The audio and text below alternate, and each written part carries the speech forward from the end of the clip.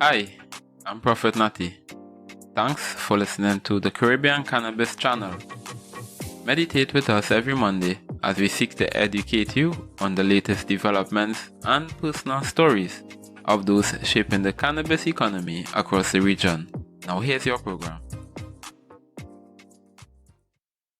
Today we have the Belize Cannabis Foundation and member Renee joining us, as well as Talisha. They are both a part of the Belize Cannabis Foundation, and they'll just be sharing with us their own experiences dealing with cannabis from where they are at, as well as what the Belize Cannabis Foundation has to offer.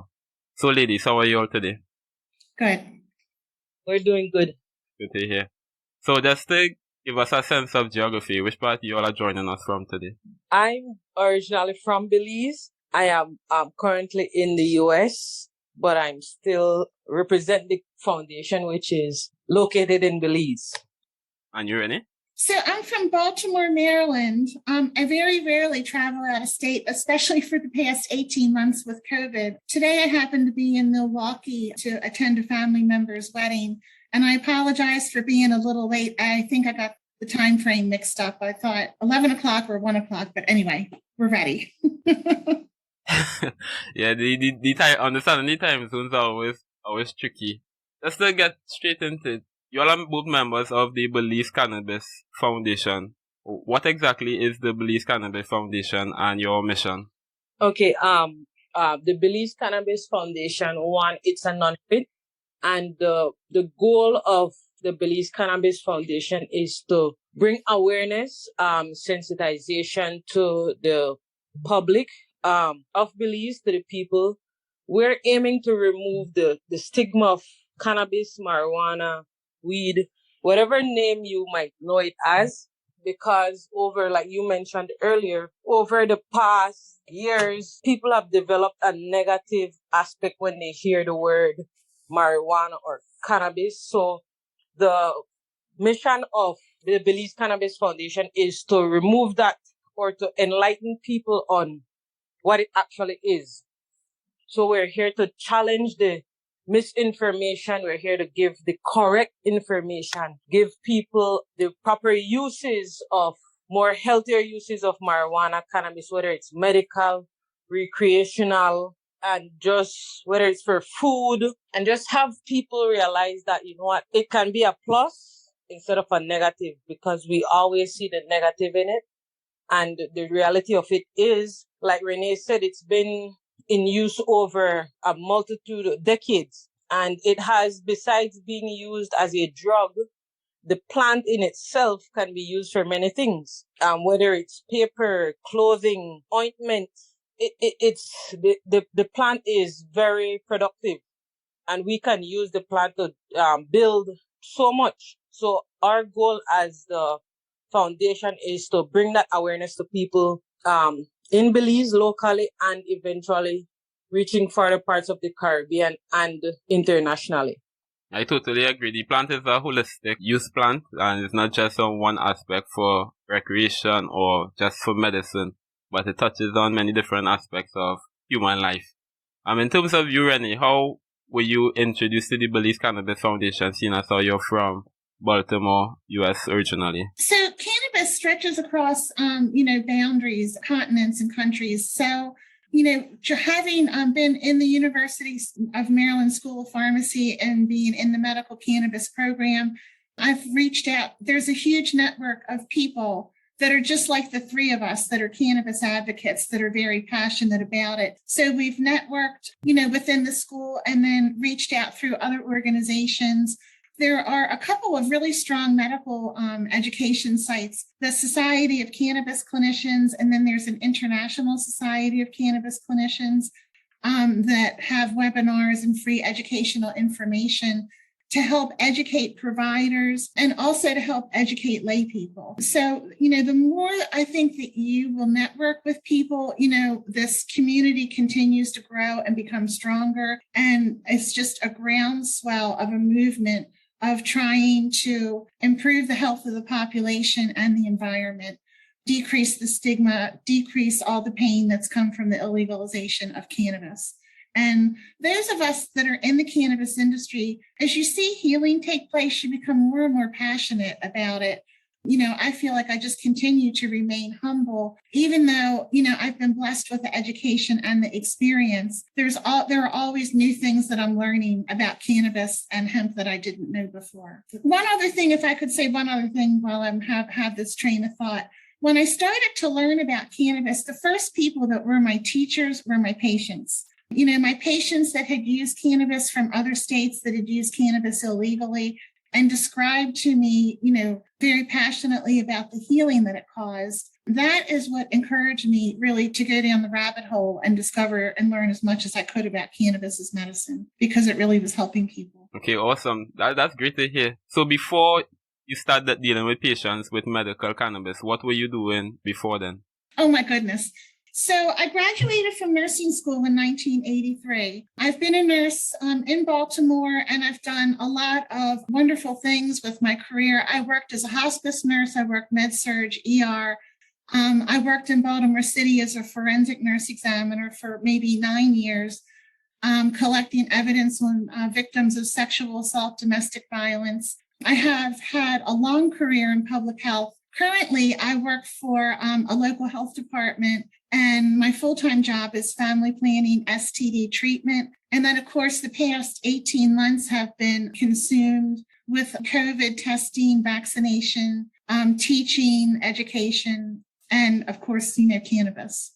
Now, the full 9 yards, so you have a wealth of experience in not just in the medical cannabis industry, but just in the medical industry itself. In terms of transitioning from Western medicine into an alternative form of medicine, how has that experience been like? Is it similar, or there are many differences that you have seen throughout that time? There are a lot of differences with transitioning, especially to cannabis. Cannabis is still a federally controlled illegal Schedule I drug. And I really didn't disclose publicly or really come out of the closet with cannabis until I graduated in May, because, like a lot of us, there's a fear of, job loss. There's a fear of the stigma. There's still a lot of fear that goes into, I think, working in the cannabis industry. There's a lot of unknowns. One thing I really felt like the School of Pharmacy added to me personally was the degree, because a lot of other healthcare providers that I know really, have not embraced cannabis as medicine and see it, in a negative light. So, I think that, formal education brings a lot to the table with cannabis. It's just a small piece, but as somebody who's been a healthcare provider for years, I liked having that background. Okay, great. And it's funny that you mentioned in terms of coming out of the closet, as you have made mention of it, and it's a reality many persons do face. Many patients themselves, they have to still use cannabis behind closed doors because of the stigma that is attached to it, because it's still illegal in many parts, and there's still that fear of losing your job or not being able to enter certain groups because of how cannabis use is viewed. And conversations such as this always assist in furthering that cause.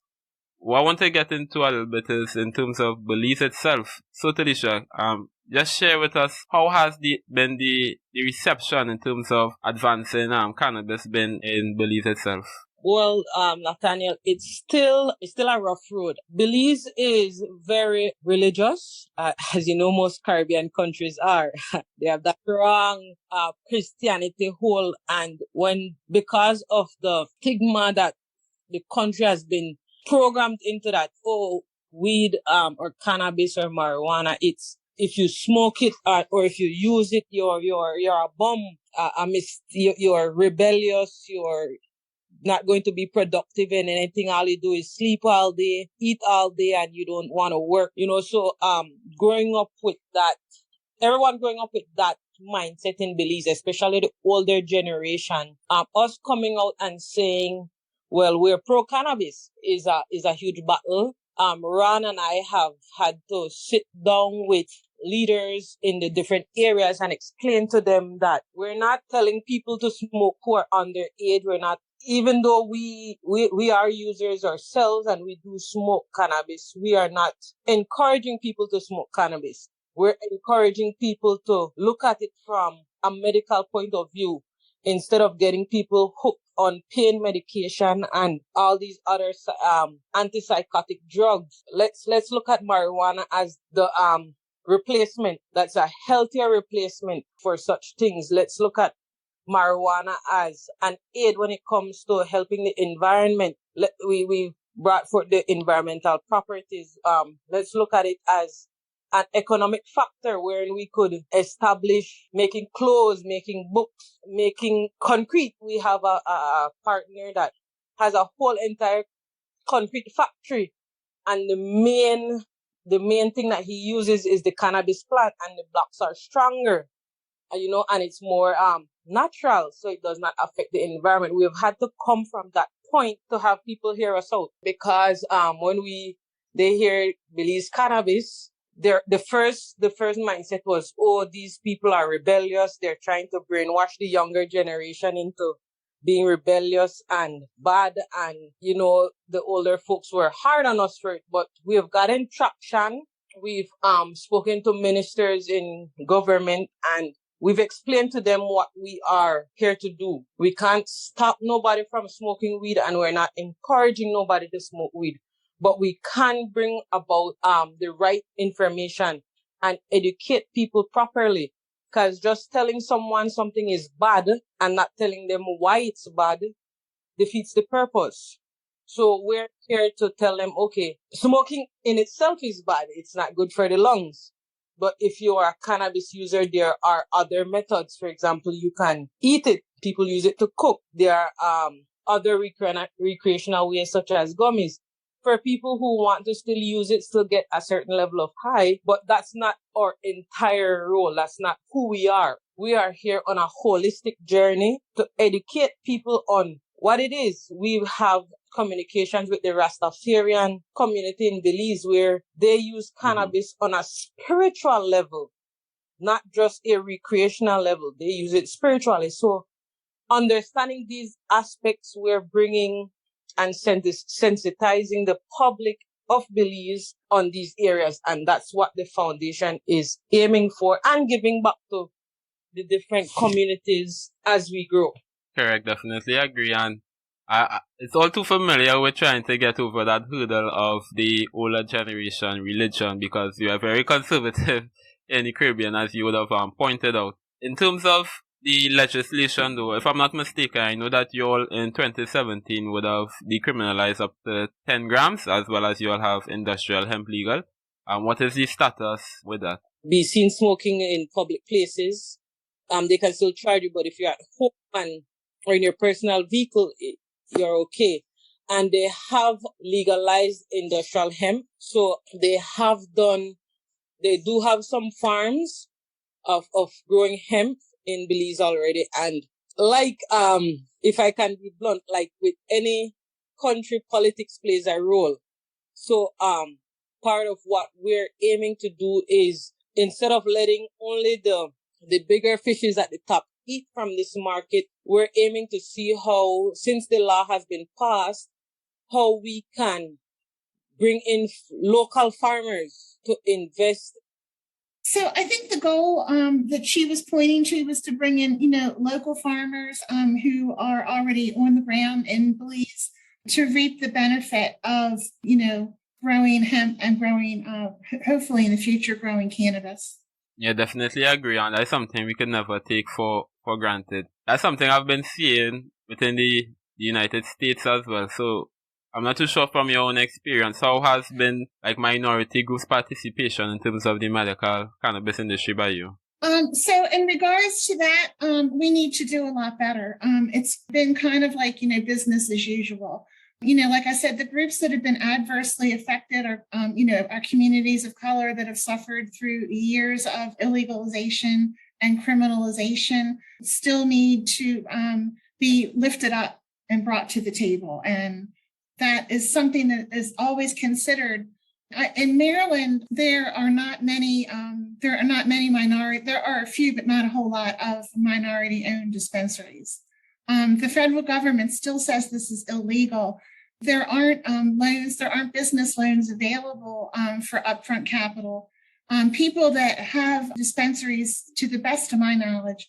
So I'm mostly in the medical part, but to the best of my knowledge, the people that own the dispensaries bring the capital with them. There's not a mechanism in place for people to take out a loan for a business. And hopefully that will change. So as you go forward, maybe you can learn from our mistakes. We've made many mistakes that we need to correct. Definitely.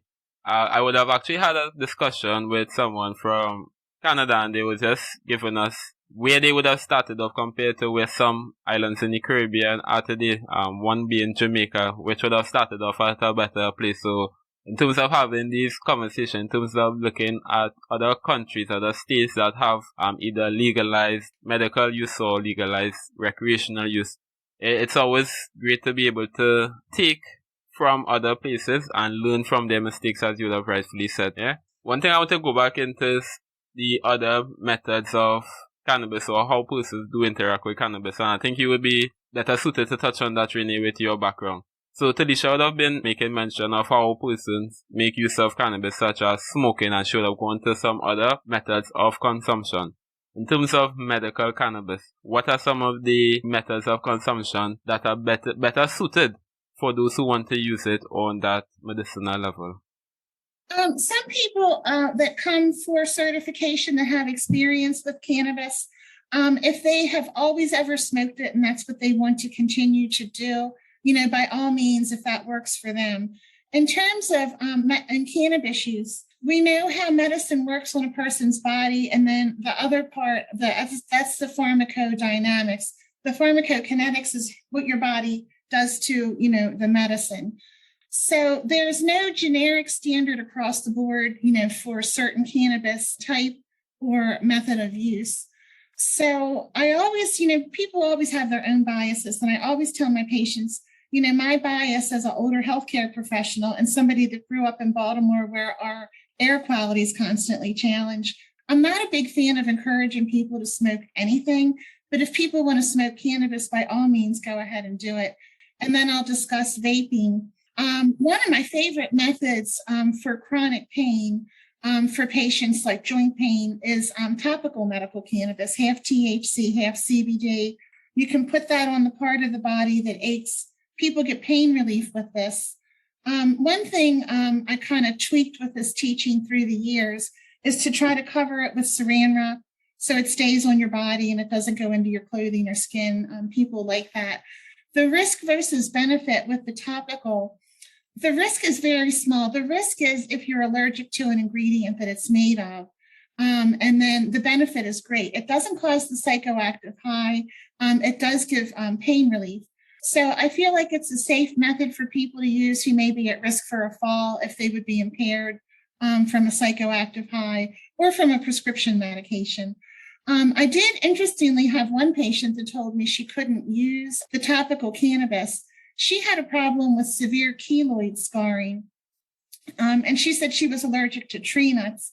And in Maryland, most of the topical medical cannabis is compounded with coconut oil. So she would be somebody that if she wanted to move forward with topical use would probably need to compound her own product without a tree nut. So I like the topical. There are other transcutaneous methods. We do in Maryland have topical cannabis patches that people can use. And I've had some patients like with autoimmune disorders and, chronic, like generalized joint pain, disclose that it's not practical to put topical all over their body every day, time-wise, or probably, it's not cost-effective either. But the topical patches work also. And then in the past 1 to 2 years, I've seen our dispensaries come out with a THC Epsom salt bath soak that I find a lot of my patients with autoimmune disorders like to use in the evening to help them relax and get a good night's sleep and get that restorative sleep that helps them wake up in the morning feeling better. As opposed to using sleeping pills and narcotics. So that's just talking about smoking. I didn't talk about vaping, but topical, transcutaneous. I'm a big fan of trying to start patients on sublingual drops. I like the sublingual administration because patients have control over how much they use. In Maryland, the cannabis topical drops, it's sold in a dispensary. It's in a glass vial. It's in a blue or brown vial. It protects it from light. It lives in the refrigerator after you get it, and it has an eyedropper. So you can dose it under your tongue, and the onset of action may be like 1 to 5 minutes. With the CBD, CBD helps with pain, inflammation, anxiety. It doesn't cause that THC intoxication or psychoactive high. So I like to encourage patients that are naive to cannabis to start with the CBD and or a topical product. Try the CBD to under your tongue, go up on the dose and frequency. And then when you get to the end of the vial, basically, if you haven't gotten symptom relief with the THC, go back to the dispensary, start with the smallest amount of THC in the product, and then gradually go up on that until people find what I call that sweet spot where you get symptom relief that you're not so high that you can't function. And with THC use, I always encourage people to try to use it responsibly, like you would, having a glass of wine in the evening. With THC, for people that are THC naive, you want to be cautious using driving, operating heavy machinery, and try to avoid the THC intoxication if you're responsible for the care of other people. So also with the THC, for people who are used to smoking it and then people want to try, the edibles or the gummies, I always caution people with the THC, when you start to swallow the THC, it goes to your stomach, it goes to your liver. Your liver metabolizes it and makes it about 4 times as strong as when you smoke it. When you start to swallow it with the gummies or the edibles, the onset of action may be 1 to 2 hours, depending on what you've just consumed. So for people that are used to smoking cannabis, to go from smoking to swallowing THC, you swallow it, nothing happens immediately. When you smoke it, the onset of action is probably like 1 to 3 minutes also. Because you inhale it, it goes to your bloodstream, it goes, up to your brain. But when you swallow it, the onset of action is 1 to 2 hours. So people may think, oh, it didn't do anything, and they take more. So when you take too much of it, you get a THC intoxication that you're not looking for. Some people may get an anxiety panic attack. I emphasize to people that if that happens, they don't necessarily need to go to the ER. Their liver and kidney will clear it, but it'll be a couple uncomfortable hours. They won't get back, and I want people to feel better, not worse. And I don't want people to have a bad experience with cannabis and stop using it, because I think using it, when you're educated and, in a manner to improve your health, that you get symptom relief and you get an easing of disease problems. So that's always something I discuss with people with the THC. And then I think, too, is another bias I have with edibles as an older healthcare provider. A lot of people talk about going to states that have recreational use and they try cookies and brownies. I'm not a big fan of encouraging people to eat, high fructose foods. It's just not healthy. And then in addition to that, when you dose with the edibles with a cookie or a brownie, I don't really know what milligram of THC you may be ingesting. I think it depends on how well the cannabis product is stirred into the product. Okay, that's a whole wealth of information that I didn't know before with some things. So it's always great to hear the different methods of consumption that persons have. How you need to transition from using probably CBD first and then trying with a little bit of THC and increasing your dosage just to get that sweet spot, to get the relief of the symptoms that you are getting from whatever ailment that you have. And which I always advise. I always tell persons, start slow, and if that dose is not working for you, then steadily increase your dose. Because what you find happening with a lot of persons, they jump into edibles because edibles is one of the most discreet ways of consuming it. And they probably will eat a whole brownie, a whole cookie, not really understanding the dosage as well as how the THC is even interacting with the high sugar levels as you would have made mention, which will negatively impact your high as well. So in terms of that, what I want to touch on a bit would be the endocannabinoid system. Now, not many persons are aware of what the endocannabinoid system is, as well as how cannabinoids such as THC as well as CBD interact with it. You could give us a little summary of what exactly is the endocannabinoid system? So the endocannabinoid system is the master regulator of every other system in the body. So all of our body cells have a CB1, CB2 receptor. And the CB1, CB2 receptor are designed to allow our own endogenous cannabinoids to interact so that our body systems and cell transmission can happen properly. So just to put that in terms, our body produces its own internal cannabis or cannabinoids. THC and CBD are the two main cannabis cannabinoids that people of when they hear about cannabis. Scientists have discovered since the 1990s about 140, 160 different substrains of cannabinoids. In the 1990s, scientists discovered the body's internal cannabis cannabinoids. One is called anandamide. It's very chemically similar to THC. The other is called 2-AG, and it's very chemically similar to CBD. So the hypothesis is that when we don't feel well, when we're in a state of disease or unwellness, that for various reasons, our body is in an endocannabinoid deficit. So quite simply, what we're looking for is that plant cannabis or cannabinoid that's going to restore our body's endocannabinoid deficit and restore us to wellness and or homeostasis. And plant cannabis is just one step in that journey to health and wellness. And usually, at this point, when I start to talk to people about the endocannabinoid system, I want to remind people that only about maybe 5 to 8% of medical schools in the U.S. teach about the endocannabinoid system, and almost very few nursing schools teach. So our providers are not aware of it unless they educate themselves.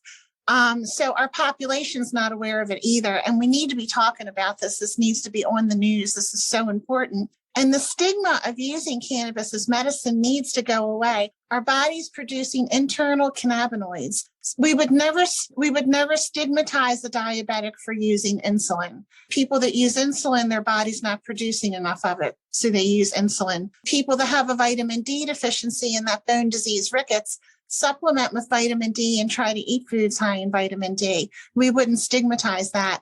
People that have scurvy, the vitamin C deficiency disease, supplement with vitamin C and or try to eat foods high in vitamin C. We don't stigmatize people that have disease.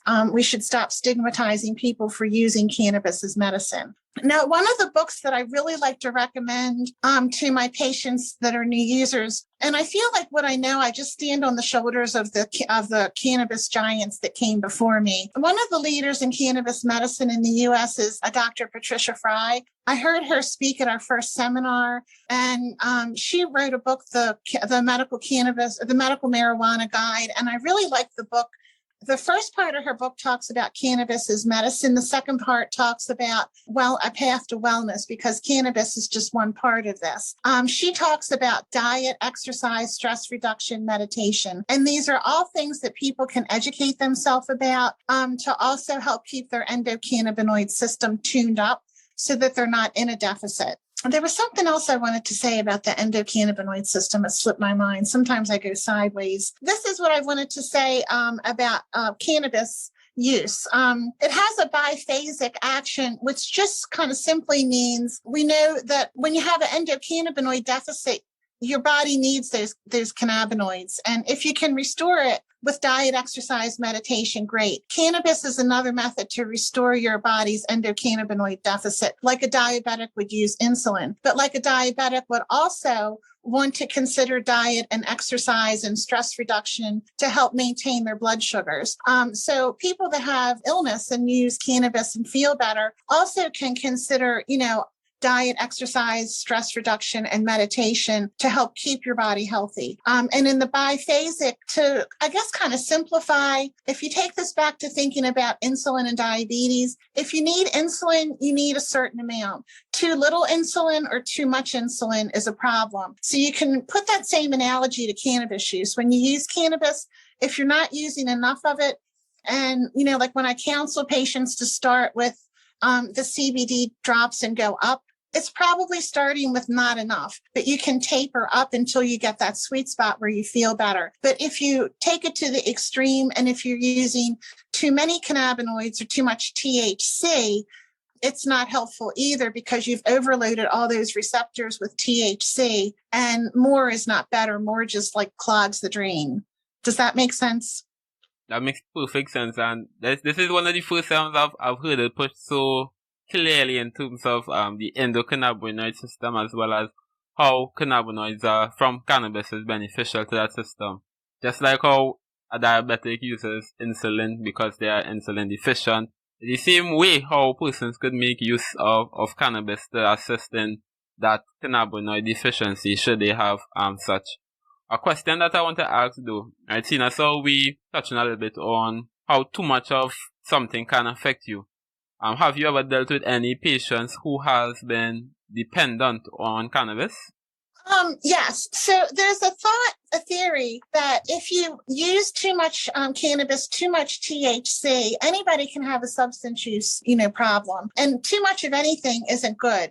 We know too much water intoxication can cause illness and death. So anything with moderation, and this is something I've just always heard through the years from my mother, too much of anything isn't good. So one of the other, leaders or giants in cannabis medicine is Dr. Dustin Sulak, and he has a great healer.com program that anybody can listen to, and it's got good cannabis education. But his theory is that if you take too much, you need a cannabis vacation. And he goes extensively through, how people can do that. But if you have too much THC, too many cannabinoids on board, you want to take a 2 or 3 day vacation from it so your endocannabinoid system can reset those CB1, CB2 receptors that have the channels that allow the cannabinoids in and out, so they can reset. And then you can, find that sweet spot again. So, if I had a patient, and I don't work in primary care, I work in family planning, STD, so I don't do diabetes management, but having been a nurse for years, if I had a patient that was using too much insulin and going in, to a diabetic coma all the time, certainly I would say, okay, let's stop using insulin for a while, we'll check your glucose frequently, and we'll taper what you need, to what your glucose is telling you. There's no way for us yet to measure what dose of cannabinoids we need. And it's difficult to measure the endogenous cannabinoids because of the way the body makes them, processes them, and, the testing that's needed. That probably will happen in the future. And I think you'll see the future of endocannabinoid medicine move forward much quicker if we can lift the stigma surrounding cannabis, remove it from a controlled Schedule I drug, and allow research. In the U.S., the cannabis that's allowed for research is cannabis that comes from UMass, University of Mississippi, is what NIDA, the National Institute of Drug Abuse, has thought was a good idea to use. But the cannabis that's grown in the University of Mississippi, I believe, were types of cannabis from decades ago. And there's a movement and or legislation that maybe has recently passed or is on the cusp of passing to allow researchers to use cannabis that people are actually using in the state that it's grown in. And that would greatly benefit research. It would benefit patients. It would benefit, people that are growing the cannabis. I do think there are countries outside the U.S. that are using cannabis that people are using, and they're using it for research. It's been difficult for, the past 80 years in the U.S. It's been difficult to study, do research, and, talk about it openly. Yeah, definitely agree. And it's a lot of education still untapped in terms of understanding what the endocannabinoid system is. I actually learned about it first a couple of years ago during my psychology degree. Just touched on it briefly, and that was the first time actually hearing about it and seeing how it regulates different parts of the body. And I'm always excited to learn more about the system and to see where it is headed. So as we got that whole education on the endocannabinoid system, I want to touch on things happening in Belize itself with the foundation. So, Talisha, in terms of educational programs or educational drives, advocacy drives in Belize itself, how are you all going about doing so to work with the communities there? Okay, so for right now, we're a baby foundation first of all, but one of our goals is to where we want to do trainings.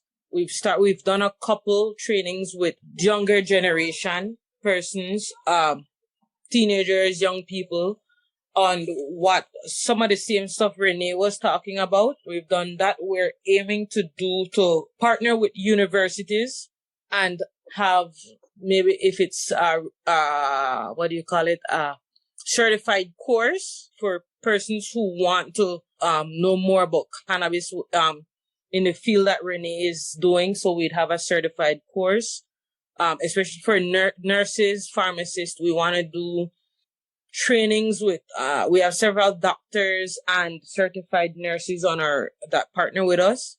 When it comes to the healthcare in Belize, we want to partner with them as well. Understanding, like Renee was saying, different persons have different tolerances. So understanding that it's not just one dose for all. There are different levels and how they would go about administering or giving cannabis, whether it's CBD oil or the capsules, or how you would give it to patients. We also, right now, we're in the planning stage for an event, which would be the first of its kind. It's called the Bake Shop, where it would be a community event out in a market square, where we would have restaurants come in. They would send their chef, and their chef would prepare meals for people to test if they wish to, and they would explain how they made the meal, the ingredients that they use, which would also include cannabis.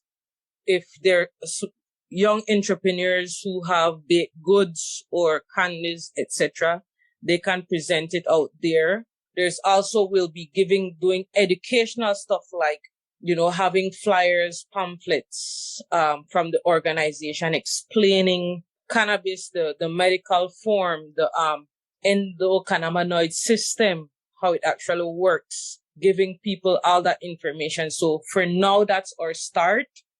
And that's where we want to start to lay the foundation for the foundation and get people to know what we're doing. So for now, that's our take on or go forward for the Belize Cannabis Foundation in Belize at the moment. Okay, great. It's always great to start on that level in terms of laying the foundation of bringing the community together, educating, as well as actually showing persons how they could incorporate cannabis into different aspects of their life, such as food, medicine, as you would have touched on. So for those who want to keep in touch with the Belize Cannabis Foundation or assisting moving the agenda of cannabis legalization and destigmatization, how can persons find you all and reach out to you? Okay, we're at this moment, we have our Instagram page, the Belize Cannabis Foundation, BZECFCA. They could follow us on Instagram. We have our Facebook page, the Belize Cannabis Foundation as well. They could send us a message on either platform, and we'll respond to them and continue the process to vet and give them information. We're working on our website. It's not actually up yet, but will be up shortly. So those two platforms, people could reach out to us and we could start discussions there. All right, awesome.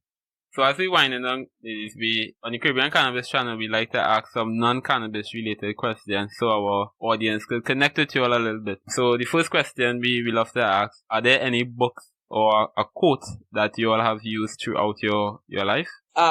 Yes. I have one quote that I've kept with me since elementary school. I've always been into sports, and I had a coach that pushed me, and he used to repeat the mantra, mind over matter. And he would always say, it may hurt, but if you tell your mind, you can do it, your body will catch up with your mind and your body will do it. So I've kept that mantra with me throughout my life, that no matter how hard the circumstances get, if I have the mental capacity and I keep pushing, I can overcome whatever adversity I'm faced. Wise words. Support that quote. That your mind is really the most powerful tool that we have. And you, Renee, is there any books or quote that you live by? Stay humble and kind. Stay humble and kind. And you have made mention of being humble several times in the discussion, and I get that energy from you. And you always refer to those who have been before you in terms of the cannabis movement and just generally, and always wanting to build on top of that. And I think that's important for anybody to always be mindful of that, no matter what spaces they are in. Always be humble and be kind, and things always come back tenfold for you in the future. Our next question that we love to ask: what is your favorite artist or your favorite song? Oh gosh, I feel put on the spot because I crossed so many generations. So I have a granddaughter who's 1.5, and she loves music and we love to sing. So these are some of the new songs I'm like refinding with her. But when my sons were little, we used to listen to a lot of Raffi, and we sing this song, I Like to Eat Apples and Bananas. I don't know if you're familiar with that. We do the cleanup song, The Wheels on the Bus. I'm not familiar with the Apples and Bananas song though. I'll have to check it out. What about you, Talisha? To answer that question, it's a bit hard but I'll say when it comes to Caribbean music, I'm female artists. My favorite, Shensia. I do support my Caribbean artists. And when it comes to the males, I would say Popcorn has my heart.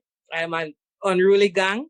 But I do also like country music. So, and my favorite is Kane Brown and Brett Young. Kane Young and Brett Young. No, Kane Brown.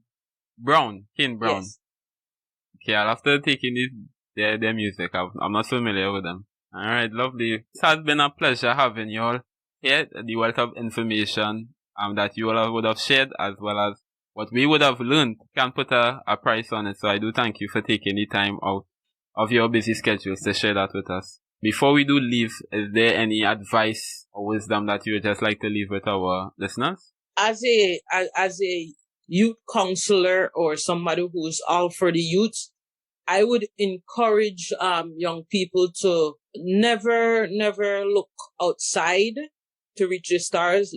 It's better if they look within, and they can do anything they put their mind to. People will come and set limits and boundaries for you, but you're the only one that could push yourself. You're the only one who can limit yourself, because you know how much you can do and what you can take. So never give up based on anybody's opinion.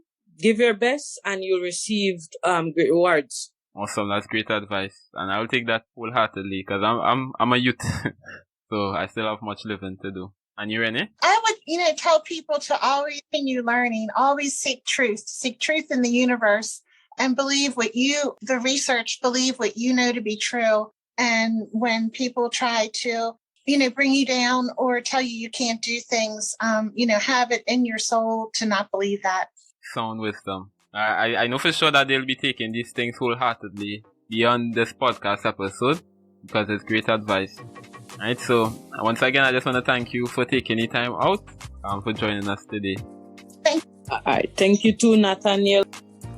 Hi, give thanks for listening to another episode of the Caribbean Cannabis Channel. Be sure to like, share, and follow to stay up to date with all the development and behind the scenes happening across the Caribbean cannabis community. Until next time, remember to meditate and educate.